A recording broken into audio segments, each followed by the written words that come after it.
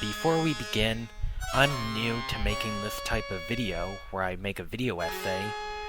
This'll go by my opinion and my opinion only. I might take some bits from other people, but I'm still trying to get my footing for my own YouTube style. Anyway, enjoy the video. I like animation, cartoons, and some anime, but at the same time, I can find them a pain in the butt.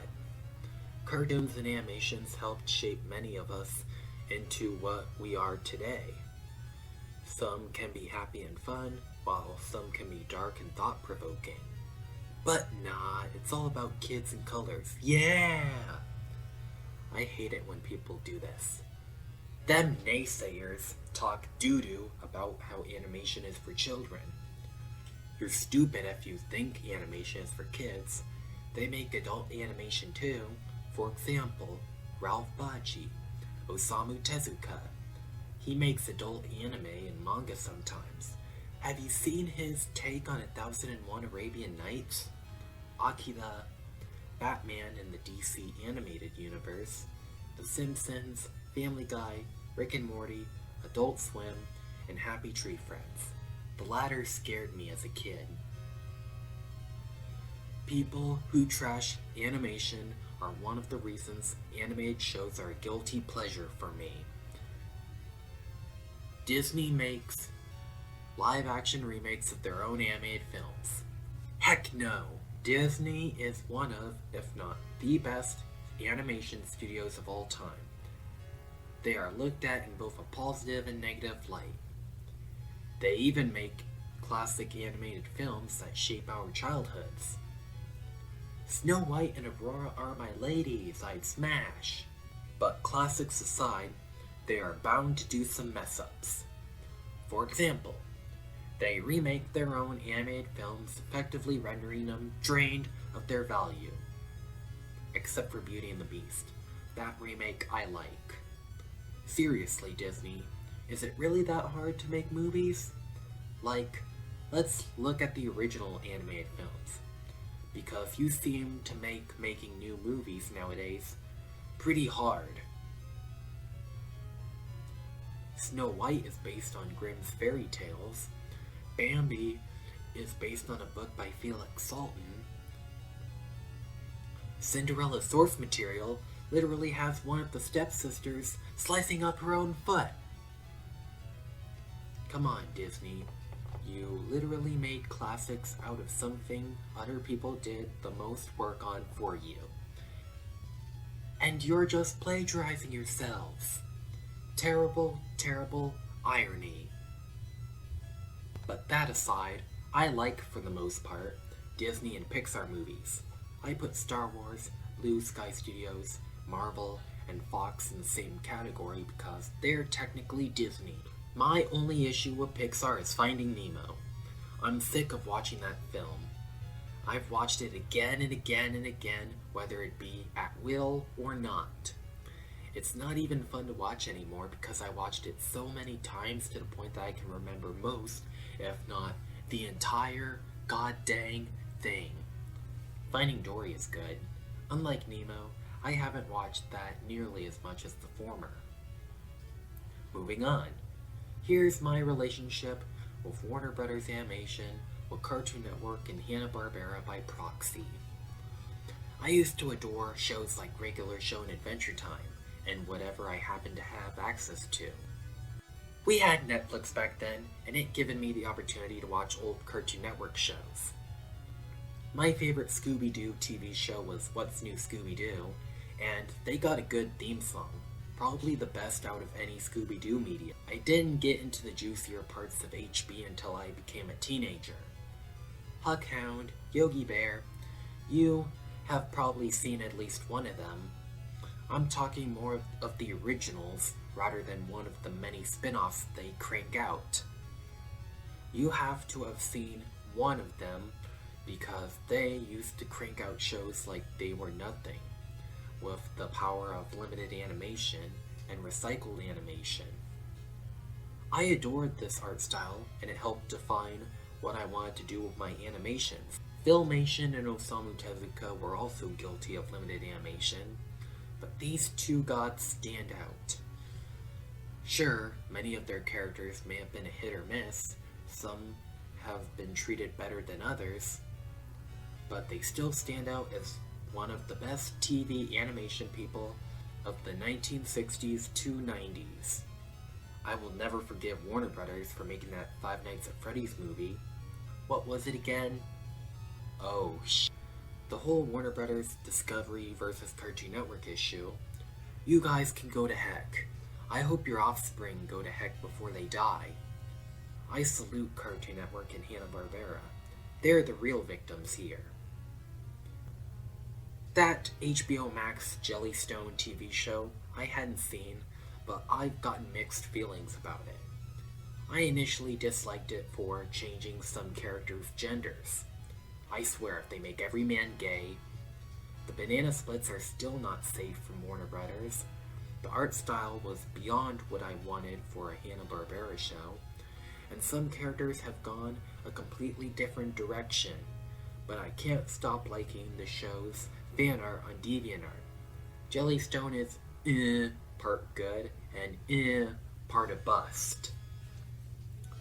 Nickelodeon and Viacom CBS are a dang sight better than Warner Brothers.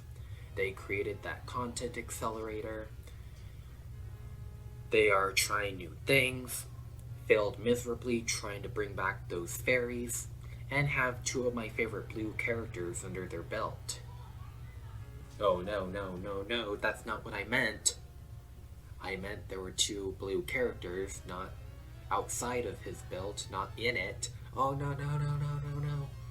They also have Beavis and Butthead, South Park, and those star people who are not Disney related. SpongeBob is a fun show, quotable, iconic, and one of the things that shaped my childhood. I still don't forget them for Camp Coral. I never disliked watching a Nicktoon during my childhood. The Teenage Mutant Ninja Turtles content I grew up with, what is the 2012 show, and a select few episodes from the 1980s show. My brother had a DVD of the 1980s show. I also saw the 2014 live-action film, but I never saw the sequel to it, and I doubt I will anytime soon.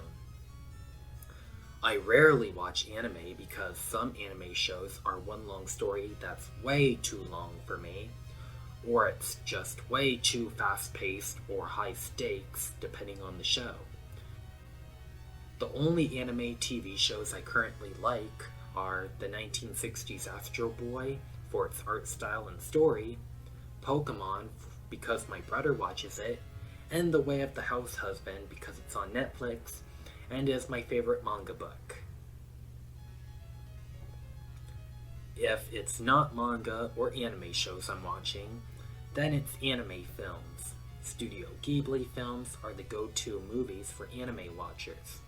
I've seen Nausicaa, My Neighbor Totoro, and The Secret World of Arrietty. Such good movies, like the Pixar of Japan. Akira and Ghost in the Shell are there too, but Akira is my all-time favorite anime film ever. It's dark, it's violent, thought-provoking, colorful, beautifully animated in some parts, and full of hand-painted paintings, motorcycles, and an awesome soundtrack. They're on top of the anime industry. Now I'm gonna talk about piracy. Yes, I'm aware it's a crime, but it's not like it's killing anyone, and the companies who make the content are doing just fine. I'm partially on board with it because piracy does much more to preserve media than the companies ever could, or would. That's why some people pirate.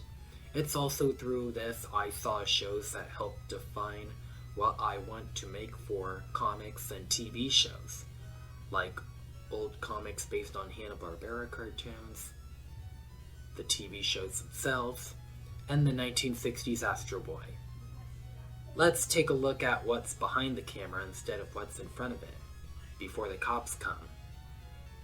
When they made Astro Boy and Hanna-Barbera cartoons back in the 60s, TV was a big thing, but it was way more demanding than movies and theaters.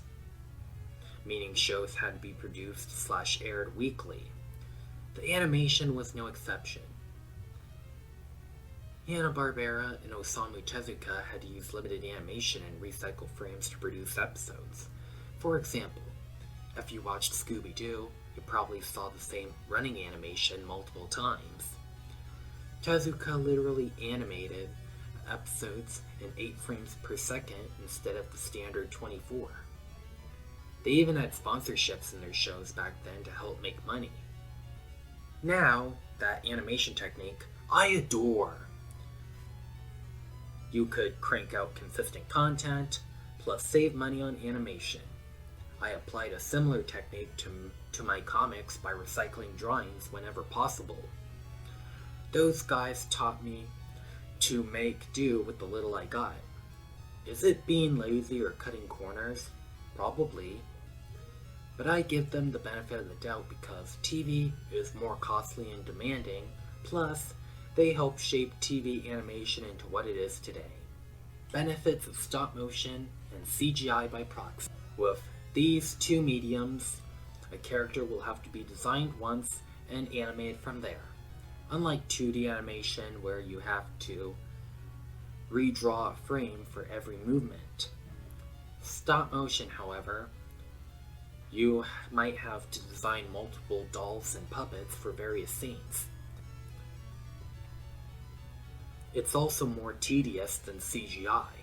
You have to be careful when moving physical models, and they could collapse even when sitting down. They do as much special techniques in stop motion as CGI.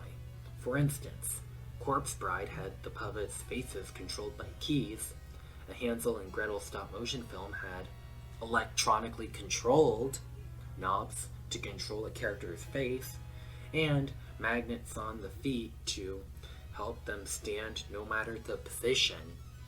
In Coraline, they shot a blooming flower in a green screen room with mirrors and duplicated them with VFX. In CGI, there are effects like animating fur, realistic people, motion capture, and stuff made possible that couldn't be done in real life. On another note, I wish to stay independent in animation and comics at any cost. I've heard stories about what goes on behind the scenes that make animated films and shows fail horribly. Harvey Weinstein, John Kay, Nickelodeon nuking their own cartoons for SpongeBob, Weird Al being mistreated by the network, Ralph Bakshi getting screwed over, that Netflix animation shakeup, and food fight. These things make me find the idea of working with other people horrifying. It even pushes me as far as thinking about quitting animation in favor of comics or live-action films. Don Bluth was right to go independent, but it subsequently led to the downfall of his career. But Princess Daphne from Dragon Slayer is so hot. For 2D animation, limited animation, and anime aside, I'm into Disney-level animation. Hand-drawn animation, whether it be digital or not, is my preferred medium. They look better than 2D digital. However, it doesn't mean I don't like digitally drawn 2D shows. I like Regular Show and Adventure Time, to name some. They just look more appealing hand-drawn.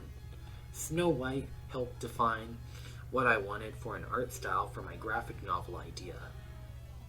Realistic characters are drawn like Snow White, and cartoon characters are drawn like the dwarves and animals.